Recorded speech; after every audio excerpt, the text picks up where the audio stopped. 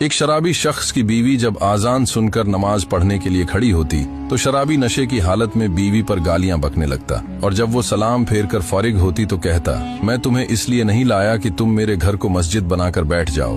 घर के बाकी कामकाज तुम्हारा बाप आकर करेगा या तुम्हारी माँ, मैं मेहनत मजदूरी करके कमाऊं और ये मैडम साहिबा बैठकर खाएं, ऐसा हरगिज नहीं चलेगा, समझी। बड़ी आलिम बनी फिरती हो, तुम्हारी इबादत का भला मुझे क्या फायदा मिलेगा। मेरा खाती हो तो काम भी मेरे ही करने पड़ेंगे, नहीं तो तुम्हें तलाक देकर घर से चलता करूंगा। तो इस पर वो नेक औरत कहती, मैं जानती हूँ तुम मेरे शौहर हो, तुम्हारे साथ मेरा निकाह हुआ है, मेरे ऊपर तुम्हारी खिदमत और तुम्हारे सारे काम फर्ज हैं, इसलिए मैं अपना फर्ज बाखूबी निभा रही हूँ। तुम्हारे घर के सारे काम पहले करके ही बाद में अपनी नमाज के लिए टाइम निकालती हूँ। लेकिन वो नशाई शौहर फिर भी उसे सताता रहता। बेचारी औरत रो रो कर अल्लाह से दुआएं मांगती, कहती, या अल्लाह, मैं जानती हूँ सबके नसीब तू ही लिखता है, इसे भी तूने ही मेरे नसीब में लिखा है, इसलिए जैसा भी है मेरा शौहर है, मुझे कबूल है, मैं इनकार नहीं करती। मगर मालिक, मैं सिर्फ ये चाहती हूँ कि तू इसे हिदायत देकर शराबी के बजाय नेक इंसान बना दो। औरत हर रोज इस जाहिल इंसान के सितम सहकर भी खामोश रहती,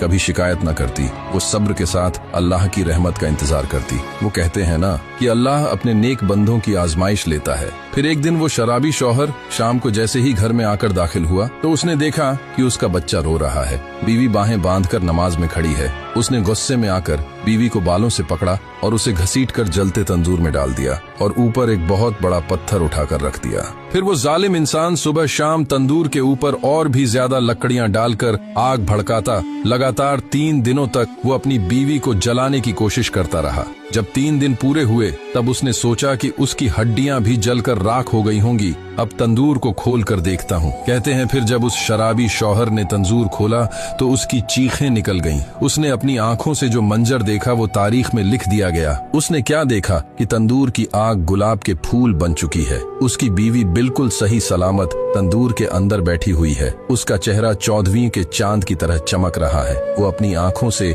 यह अल्लाह की कुदरत का मंजर देखकर सजदे में गिर पड़ा और रो रो कर अल्लाह से माफी मांगने लगा। सबक, ये वाकया हमें सिखाता है कि सब्र करने वालों को अल्लाह कभी जाया नहीं करता। जुल्म जितना भी सख्त हो, अल्लाह की कुदरत उससे कहीं बड़ी है। सच्ची दुआ और खालिस नियत दिलों को बदल देती है। इबादत सिर्फ अल्फाज नहीं, ईमान और यकीन का नाम है। अल्लाह सब्र करने वालों के साथ है और वो नामुमकिन को मुमकिन कर देता है।